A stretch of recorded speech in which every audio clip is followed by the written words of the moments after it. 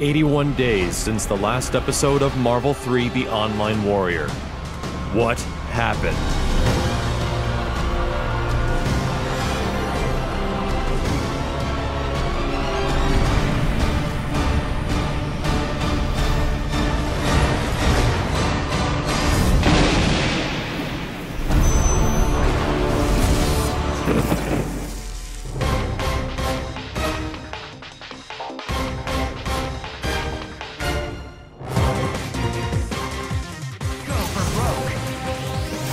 What's up, everyone? Welcome back, and an extreme big welcome back to Ultimate Marvel vs. Capcom 3: The Online Warrior. Like we just said, it's been over 2 freaking months since the last episode of this series, and I'm intending to bring it back. As many of you guys have noticed and been asking over the long run, there has not been a lot of Marvel content and Marvel videos on this channel for quite some time. And I wanted to talk about the break that I felt like I needed from Marvel 3. Now, I've been doing a lot of Marvel vs. Capcom 3 coverage for quite a long time, and that coverage has been fairly consistent for that time as well. Between weekly episodes of The Online Warrior, week ofs including some characters, strategy videos here and there, talking about discussions of the game between like Real Talk and things like that. There was just a lot, and it got so much to the point that I was just a little burned out of the game. I only felt like I could do so much for the game, and then anything I would provide after EVO, or I was going to do after EVO for the Online Warrior, I'm just like, you know what, I know this doesn't feel right. I don't feel excited enough to make content for the game. And then it came to a very big breaking period. After EVO, a big project hit me, which was Assist Me, and working on things like Assist Me. Other projects that having me go down to like VXG for the freaking tournament down there and doing some work for them, as well as a bunch of other contractual obligations I had to making videos for other companies as well. It's been rather insane for the past couple of months, especially the month of July and August. And I think the last episode of the Marvel 3: The Online Warrior was literally July 11th, but we're back, dudes. We're back, and we're back to talk about some of the stuff and the recent ongoings that has been happening within the Marvelverse of the competitive spirit of this game. Now, the thing that was really deterring me about getting back into Marvel 3 Online is that a couple of the opportunities I've had to jump online, there was very few players playing. I don't know if this was because after EVO, you kind of get a deflux of players. There's some people that I can introduce from like the EVO tournaments, they get excited about fighting games, but after EVO, the big competitive spirit for a lot of fighters kind of dies down, and there's this huge relapse period of about 3 months usually after EVO where things are just kind of very quiet.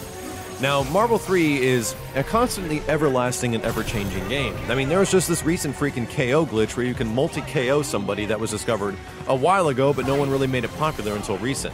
There's a bunch of stuff that just happens all the time, and the game is kind of growing almost too fast for words, and too fast to even keep up with. But I feel that even with myself trying to keep up with the game personally, with a lot of other fighting games that I'm really interested in, and other fighting games I'd love to do coverage for on this channel, that Marvel 3 is kind of a mainstay. That it's definitely something that I don't want to be absent from this channel, so I've listened to a lot, and I've read a lot of messages, and I've read a lot of comments from all the folks that have been commenting on my videos, and it's like, yeah, I think this is a good chance to bring Marvel 3 back, so I got extremely motivated. I'm motivated. Then I brought back Assist Me, I worked on it for like a week freaking straight, and I was able to put time aside from all my other work, and I was like, we're gonna get this done. I want Assist Me to come back, Dante needs to happen, and we definitely have to get back into the spirit of Marvel, because there's something about this game. You leave it for a while, and you come back to it, and you're like refreshed. You enjoy it even more than before. Even though there's, of course, the things that bug all of us about these games, there has been some interesting ongoings that have happened within like the tournament scene.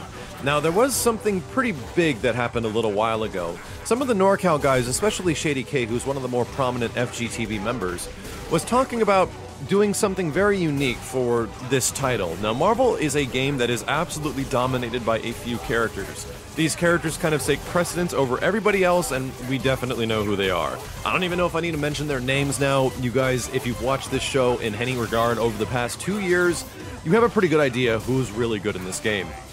Now, what they wanted to do was not to remove these characters completely. You can do things like hardlock characters out of tournaments, sure, but a lot of people are discouraged by that, and usually the mentality within the fighting game community or with fighting games is to fight through it, is to blast through that stuff, deal with what's really good, and find ways around it. Even though when it comes to a select amount of fighting games, there's no way you're going to get 12 to beat Chun-Li 9 out of 10 times in a game like Street Fighter 3 Third Strike. There's no real way that you're going to get a character like Beautiful Joe to maybe beat Virgil, 7 out of 10 times, even in a situation like that. It's just extremely difficult, and you have to find counter strategies or other characters to do so. So what the FGTV guys did for a select tournament up in NorCal was something that I actually really thought was a good idea. Mostly because a lot of the tournament scene from Marvel after EVO felt kind of stale because it was the exact same thing over and over again. I don't know if it's just the fact that Marvel's combo system results in you doing the exact same mid-screen combo or the exact same bread and butter in the corner or the exact same sequence of moves to get to a certain type of mix-up, but you see generally the same thing over and over again because that stuff is pretty optimized. Optimized means it's the greatest for that situation. It does the most damage, is the best to execute, and gets you to where you need to be to get things going. So, when Doom has his mid-screen like foot dive loops, and he's got the corner thing where it's like foot dive loops, you kind of see that all the freaking time because guess what? That does the most damage and it's the easiest to do of everything. Similar to Virgil combos, similar to sword loops, similar to the stuff you see with Morrigan, similar to Zero, and the list just goes on and on. The Marvel vs. Capcom system has always kind of benefited from this, of optimization, of the best things you can do in a situation, and it just happens to be that you kind of see the exact same thing over and over again with a lot of characters. So like I said, the FGTV guys have noticed this, and they wanted to do something a little bit different, to mix things up. So what they did not do was a character lock. They did not character ban everybody from playing like Virgil, Morrigan, Zero, Doom, stuff like that. But what they did do is something that's more similar to League of Legends select tournament rules, where the opposition will choose one character from the other member's team and select them not playable. So in any situation, I use, let's just say, Zero, Doom, and Virgil, 3 extremely powerful characters.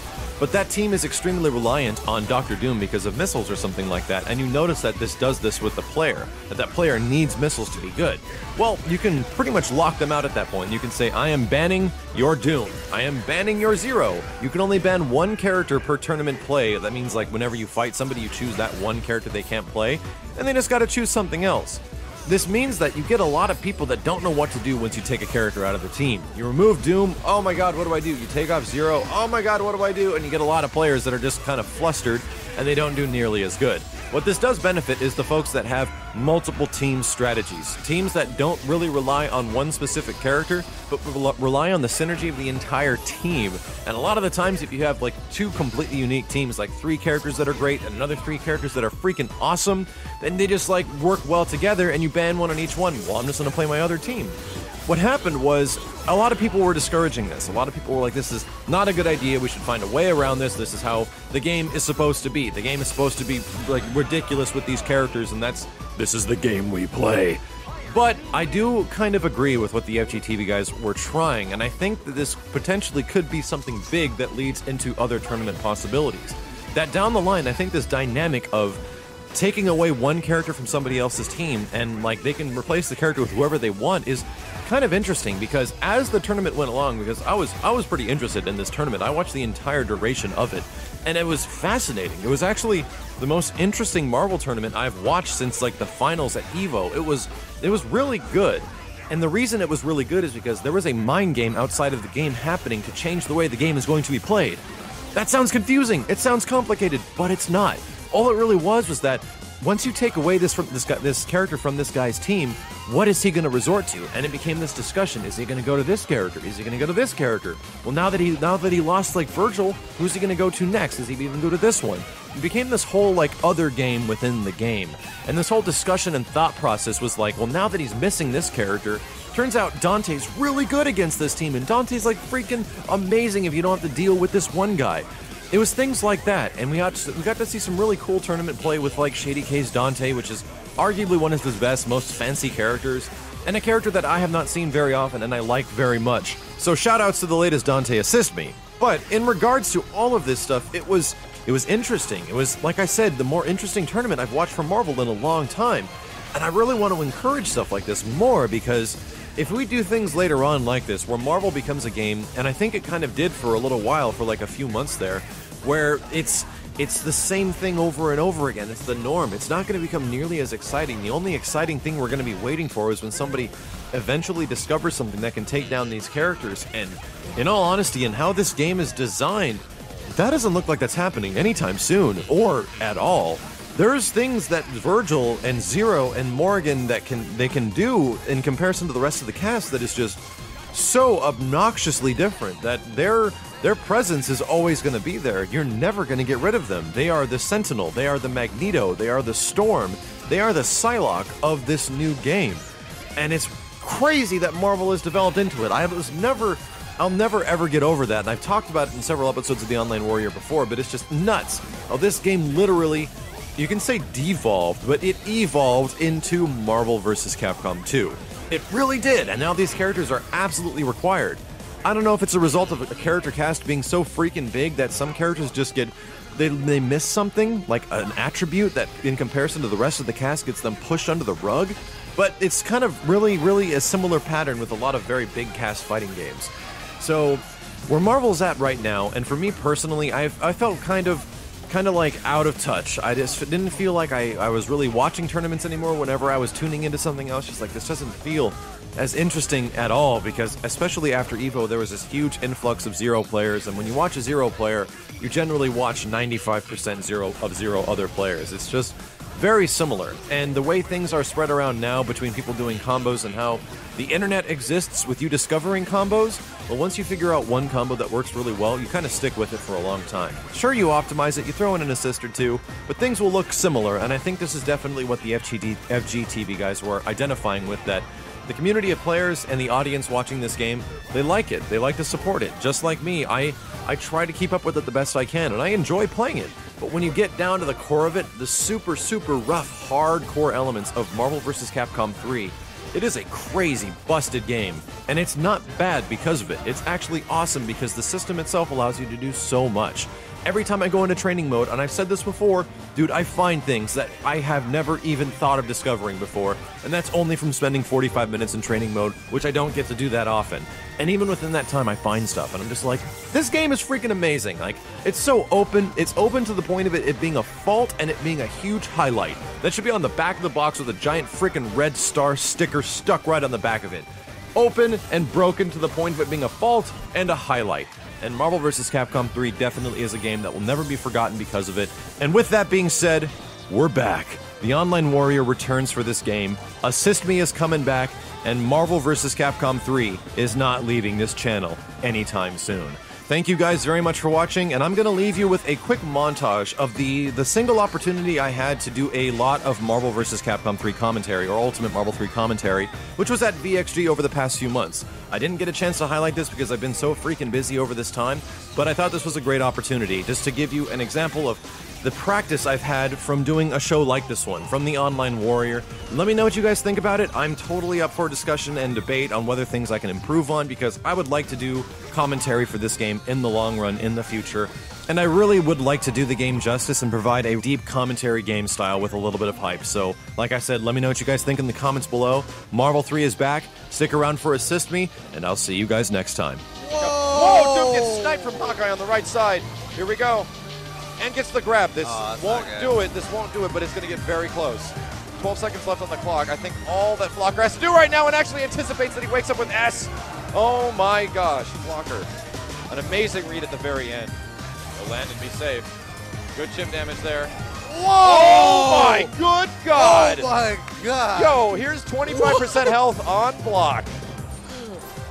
Blowing up the beach. Dude!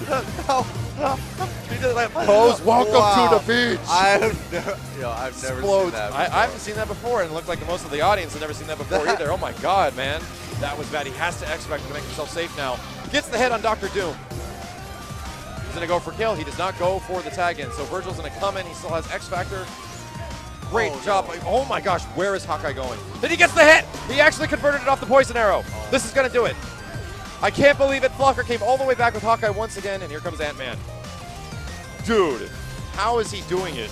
Like, I don't even understand. Christie's shaking his head. He cannot believe it as the giant foot comes down onto Virgil. That was insane. Did he hit him? Yes, he did. He actually hit him. He's going to convert this into full damage. Virgil is going down, and what is going on? Hawkeye versus Dr. Doom. How is Flocker getting in this situation so often? He hit. That was a cross-up? No way.